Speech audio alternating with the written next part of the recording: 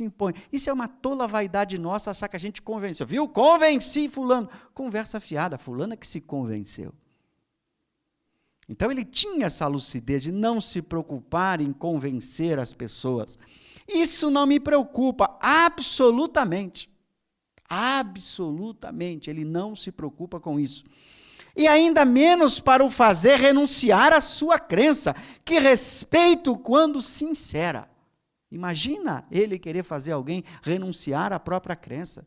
Isso é pretensão, isso é desrespeito ao livre-arbítrio que a gente vai explorar mais adiante numa outra mensagem dele. Esse desrespeito ao livre-arbítrio que nenhum espírito lúcido pode fazer. Nós não podemos desrespeitar o livre-arbítrio de ninguém. Fulano tem a sua crença, quer a sua crença, é o direito dele manter-se. Claro que nós podemos apresentar o nosso ponto de vista e devemos apresentar o nosso ponto de vista para que o fulano possa conhecê-lo se o desejar. E caso ele queira conhecer o nosso ponto de vista e aí resolva mudar o seu ponto de vista, é uma questão individual dele. É o respeito à liberdade de consciência que está em O Livro dos Espíritos. Então, a gente não precisa ter essa pretensão, vou convencer, não é isso. Aí ele vai dizer, para que então é o objetivo? Ora, se responder agora ao doutor Marrousseau não é o objetivo de convencê-lo, qual é o objetivo então? Então, para que ele está respondendo? A gente pergunta, e ele responde, é unicamente para a instrução dos espíritas, e porque encontra um ponto a desenvolver ou a esclarecer. Olha o objetivo. Não é para convencer ninguém, mas para esclarecer aqueles que já estão convencidos, os espíritas. É esclarecer a gente. Este é o papel do grande educador. Ele apresenta e aproveita um argumento contrário que foi dado para mostrar aos adeptos por que esse argumento é frágil, porque o espiritismo permanece forte.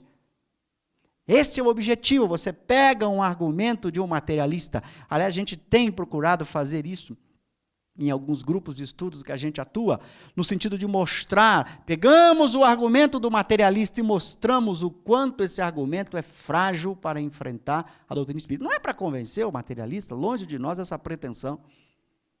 Eu diria até que eles nos prestam, esses inteligentes, um grande favor, porque eles nos ajudam a sedimentar a nossa crença.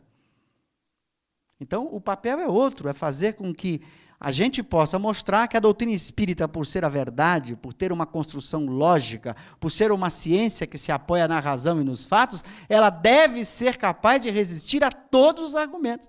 Porque é assim que a verdade relativa que nós vivemos se transformará e caminhará para a verdade absoluta. Há uma mensagem que eu coloquei aqui para a nossa discussão, mas é bem provável que a gente não dê tempo. A gente coloca que não dá tempo de discutir, mas aí, se eu não conseguir discutir hoje, discutirei no próximo seminário, que é uma mensagem do Espírito Pascal sobre a verdade, que está na Revista Espírita, em que ele discute exatamente esse caráter da nossa verdade relativa, que ela é importante no momento em que nós estamos vivendo, mas que é exatamente na força da argumentação e dos fatos que nós vamos fazendo os ajustes para que a nossa verdade se torne cada vez mais verdade verdadeira, que ela resista a todos os golpes. São pequenos ajustes que você vai fazendo em qualquer ciência, para que a ciência caminhe em direção ao que a gente chama verdade mesmo. Então é muito importante o argumento contrário. É o argumento contrário que dá solidez à verdade. Então a gente deve examiná-lo, deve refletir sobre ele. Então não devemos omitir. Há pessoas que dizem, Cosme, você está recomendando que fulano leia o livro tal, desse materialista tal, que é contra Deus. Eu falo, claro. Não, mas fulano pode ser convencido. Bom, se ele foi convencido, é direito dele. É sinal que ele ainda não foi convencido pela doutrina espírita. E quando você não é convencido por uma ideia, você não a vive. Você não a vive. É a convicção que determina o fundamento da conduta. É por isso que muitas vezes nós vamos encontrar hoje muitos de nós chamados espíritas, mas espíritas de rótulo. A gente vive como o materialista. A gente tem a conduta que qualquer materialista tem. Nós não estamos convictos de que somos espíritos imortais, de que a vida continua, de que a moral é a essência do progresso do espírito. Não estamos convictos, porque a gente não dá bola para isso. Então isso não é convicção. Então, ler um autor que tem grandes argumentos, que nos combate, faz um bem danado para a saúde da razão do espírito. Kardec faz isso. Não apenas ele dá esse exemplo, como ele recomenda na sua última obra, na obra que ele produziu em 69, antes exatamente de morrer, que foi um catálogo de livros, uma sugestão de qual deveria ser a biblioteca dos espíritas. Vocês vão encontrar toda uma seção de obras contra o espiritismo que ele recomenda que a gente lesse e estudasse.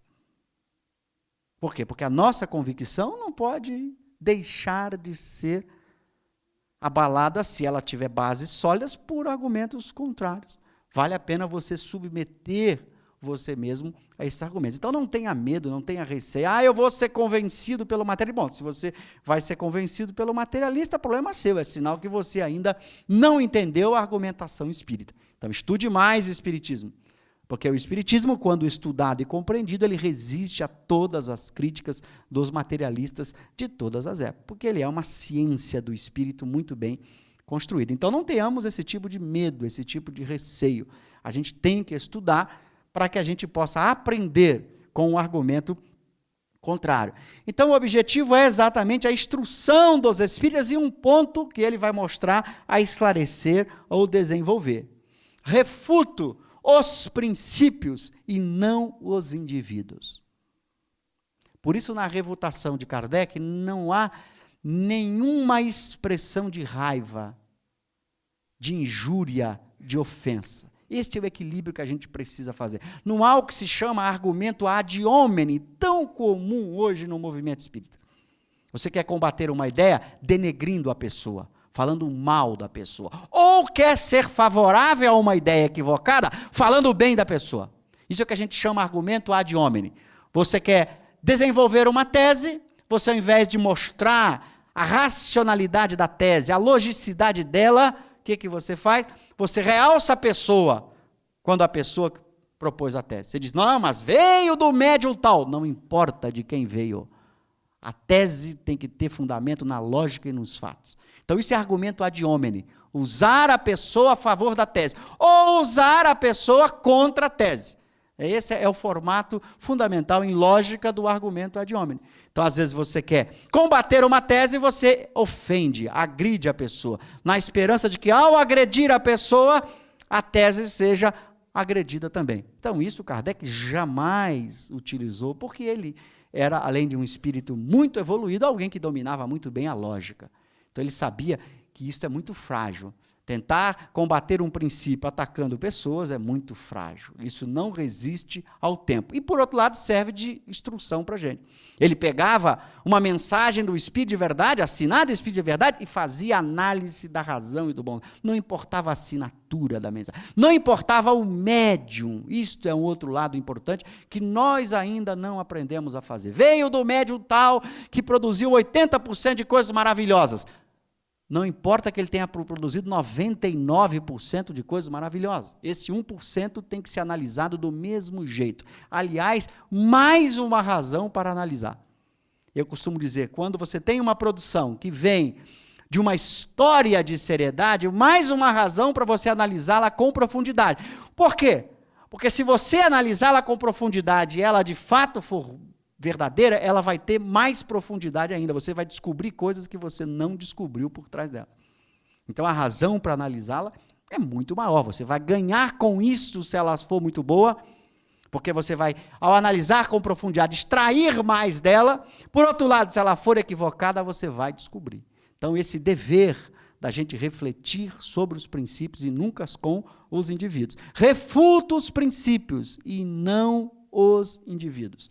Os princípios ficam e os indivíduos desaparecem. Isto é a visão espírita. Nós desaparecemos. Quem seremos daqui a 100 anos? Ninguém vai lembrar de nós. Os indivíduos morrem, as pessoas desaparecem. Quando nós nos lembramos de um Pascal, quando nós nos lembramos de um Santo Agostinho, de um Allan Kardec, não é das pessoas, nós lembramos das ideias, do pensamento, do que ela produziu. É isto que às vezes nos faz associar. Nossa, Pascal, pelo livro Pensamentos dele, é que nós o lembramos. Então nós lembramos por aqueles frutos, não pela pessoa. A pessoa morre, desaparece, a gente nem se recorda mais. A gente às vezes nem tem mais detalhes sobre a pessoa, mas as ideias, os princípios que ela porventura tenha divulgado, proposto, esses vão ficando. É por isso que pouco me inquieto com personalidades, que amanhã talvez não mais existam, e das quais não mais se fale, seja qual for a importância que se dão. Olha que bom senso. Não se importa com personalidade, persona, né? Lembrando a expressão da máscara que os gregos usavam nos teatros, aquela máscara se chamava persona, daí vem a ideia de personalidade, você usa a máscara, uma coisa transitória, que você usa numa peça de teatro, ou que você usa numa vida, isso é a personalidade. Nós trocamos, amanhã seremos outros, em uma outra existência, amanhã outro, ou seja, essas personalidades morrem, desaparecem, como os personagens de um teatro, uns personagens de um filme, que vão sendo substituídos por outros personagens, em outros filmes. Então, Kardec tinha essa lucidez, não se importa com isso. A gente é que tem a vaidade. Quem se preocupa com a persona somos os vaidosos, os orgulhosos. Não estamos preocupados com as ideias, com os princípios, mas com as pessoas. Daí, para ele, ser absolutamente secundário. Vejo muito mais o futuro que o presente, o conjunto e as coisas importantes, mais que os fatos isolados e secundários. Reconduzir ao bem é, aos nossos olhos, a verdadeira conversão. Aí está o ensinamento que nós vamos ver, a insistência dele na importância da mensagem do bem, levar ao indivíduo a praticar o bem, a viver o bem. Aí é que está a importância do processo de convicção. Um homem arrancado às suas más inclinações e reconduzido a Deus e à caridade para com todos pelo Espiritismo, é para nós a mais útil vitória.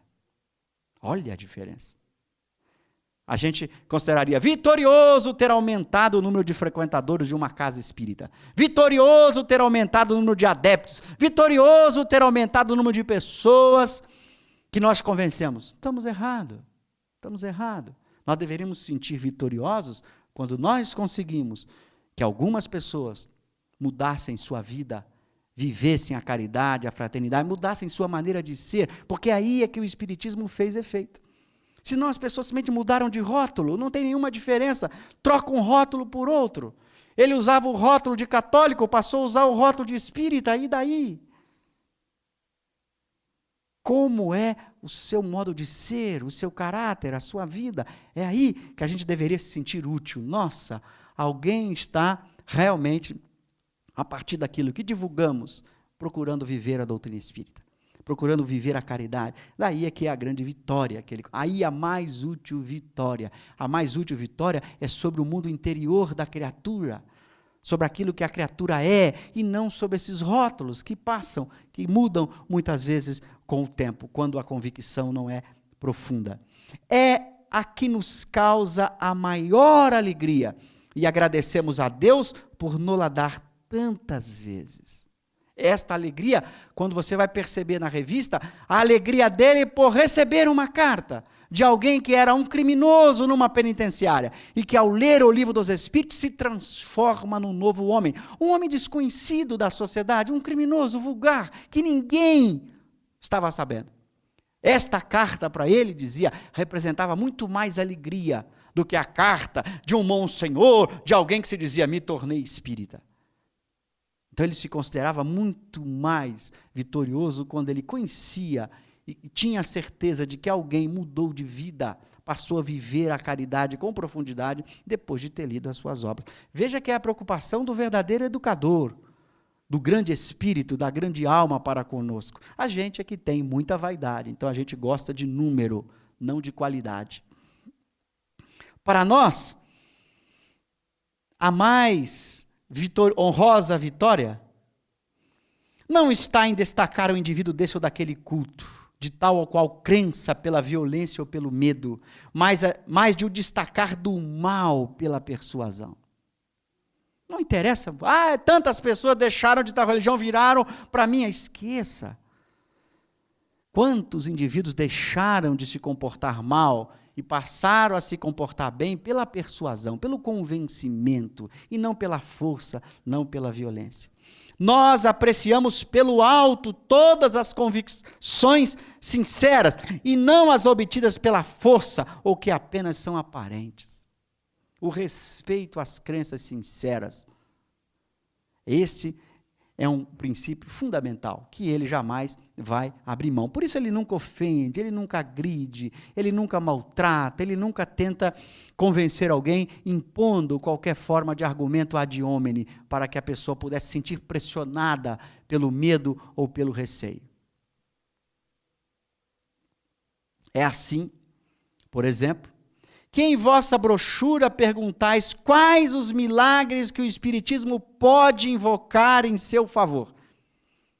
Imagina a pergunta, quais milagres o Espiritismo pode fazer? Respondi pela revista no número de fevereiro de 62, pelo artigo intitulado O Espiritismo é provado pelos milagres? E no mesmo golpe respondi a todos os que fizeram a mesma pergunta. Porque naquela época era muito comum. Que milagres o Espiritismo fez? Pedis milagres do Espiritismo? Mas haverá um maior que sua incrível propagação, a despeito e contra tudo, malgrado os ataques de que é objeto, malgrado sobretudo os golpes tão terríveis que lhes haveis assestado? Este é o maior milagre. Todo mundo atacando, indo contra, e ele só crescendo. Ele só crescendo. Os ataques pareciam a polidez de um objeto brilhante. Cada um que atacava estava polindo o objeto, fazendo com que a sua luz mais resplandecesse. Então, esse é o grande milagre. Você ataca e ele cresce, não diminui. Não está aí um fato da vontade de Deus? Não, direi vós. É a vontade do diabo. É um argumento que foi muito usado. Não, não é a vontade de Deus que está crescendo, é a vontade do diabo. Ele cresce porque é o diabo, né? Lembra da hidra das 7 cabeças, corta uma, reproduz várias. Então, concordais que a vontade do diabo é maior que a de Deus. Porque se é a vontade do diabo, e vocês se dizem os seguidores de Deus, que estão combatendo o diabo, e o diabo só cresce, então Deus está mais frágil que o diabo. O diabo é mais forte que Deus. É que é mais forte que a igreja, pois a igreja não a pôde deter. Se a igreja não conseguia deter na época, então o diabo era forte, hein? Brincadeira. Mas não é o único milagre que faz o Espiritismo. Ele os faz todos os dias, trazendo os incrédulos a Deus, convertendo ao bem os que se dão ao mal, dando-lhes a força de vencer as paixões más. Este é o grande milagre da doutrina espírita. Fazer que um indivíduo que nunca refletiu sobre o caráter, sobre a conduta, passasse a fazer a reflexão, e a mudar, a lutar contra o ciúme, contra a inveja, contra a raiva, contra o ódio, contra a vingança, procurando viver cada dia melhor, buscando o bem, a harmonia. Este é o grande milagre de uma filosofia. Porque até agora, as filosofias do mundo ficaram no terreno puro e simplesmente das ideias intelectuais, do discurso intelectual. Poucas se transformaram em formas de vida, em maneiras de viver. Então, quando você tem uma filosofia nova, uma ciência nova,